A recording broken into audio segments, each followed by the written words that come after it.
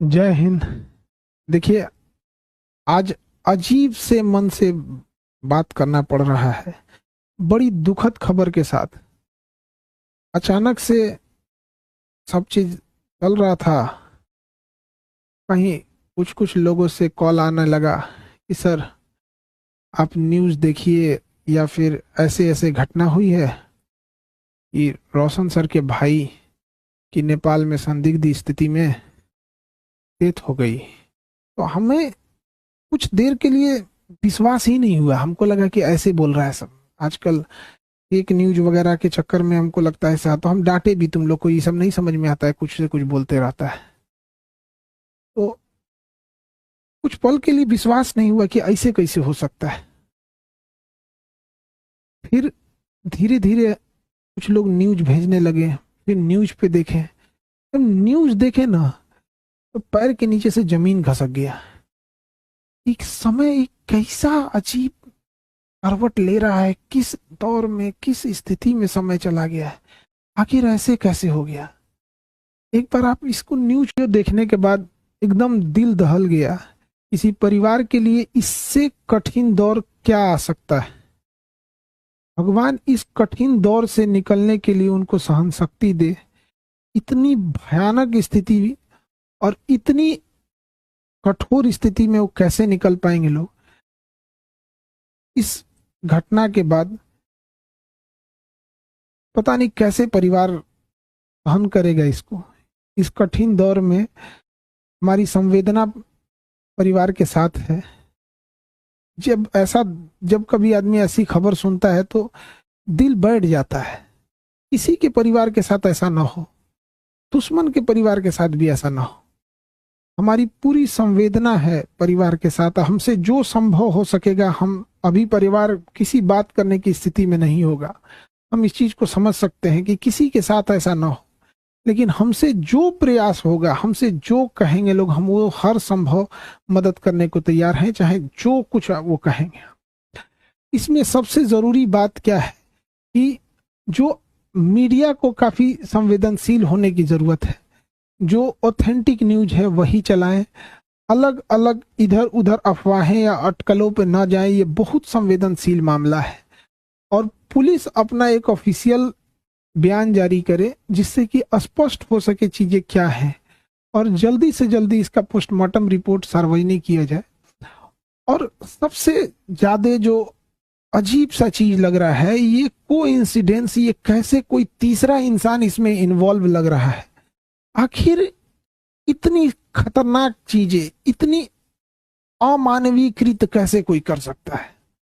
तो इसमें कोई ना कोई तीसरा साजिश जरूर कर रहा है। इसके लिए एक उच्च स्तरीय जांच होनी चाहिए, और उच्च स्तरीय जांच की रिपोर्ट को लाया जाए, और जो दोषी पाए जाएंगे उनमें एक को भी न छोड़ी जाए। फांसी से नीचे इनकी कोई सजा नहीं होनी चाहिए। आखिर ऐसा किसने, अगर अगर किसी ने इसमें इन्वॉल्व है तो। अभी न्यूज में पता चल रहा है कि अलग अलग न्यूज अलग अलग चला रहे हैं। कृपया करके न्यूज वालों से भी हाथ जोड़कर विनती है। कोई कहता है कि मिर्गी की दवा खाई, एक दूसरा न्यूज देखो तो कोई कह रहा है कि शराब, कोई अलग न्यूज दिखा रहा है, कोई कुछ न्यूज दिखा रहा है।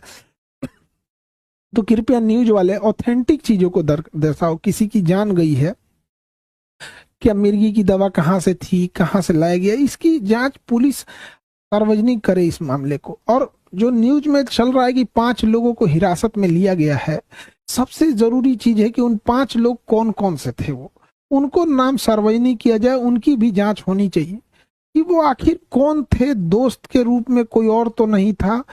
ये तीसरा एंगल कोई हो भी सकता है इसमें। इस चीज को नकारा नहीं जा सकता है कि जिस तरह से इस मामले को तूल पकड़ाया गया, एक गार्ड का मैटर था, अपना सॉल्व हो जाता इसको, लेकिन इसको इस तरह से तूल पकड़ाया गया इतना बड़े लेवल पे।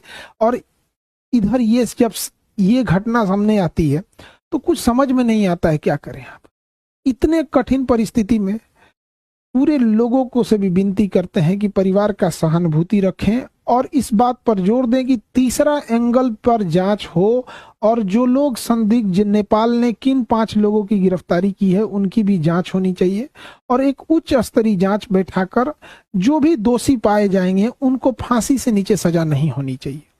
देखिए, जो इंसान अब पुण्य आत्मा अब दुनिया से चली गई, भगवान उनको शांति दे, लेकिन यदि इसमें जो इन्वॉल्व है उसको पुलिस पहुंच पकड़ लेती है या उच्च स्तरीय जांच में आती है, तो कहीं ना कहीं ये उचित रहेगा। इस कठिन परिस्थिति से अजीब सा समय ले आ देता है। कभी कभी समय इंसान को ऐसे जगह लाके खड़ा करता है ना, जहां इंसान को कुछ समझ में नहीं आता है क्या हो रहा है, ये समय का चक्र किधर चल रहा है, कौन सी साजिश चल रही है, कौन कौन इसमें इन्वॉल्व हो रहा है, कौन तीसरा इंसान तो नहीं इन्वॉल्व हो रहा है, आखिर वो 5 लोग कौन थे और उसके साथ क्या कर रहे थे। उस पुण्य आत्मा के लिए श्रद्धांजलि देते हैं और इस कठिन परिस्थिति में मेरी संवेदना परिवार के साथ है।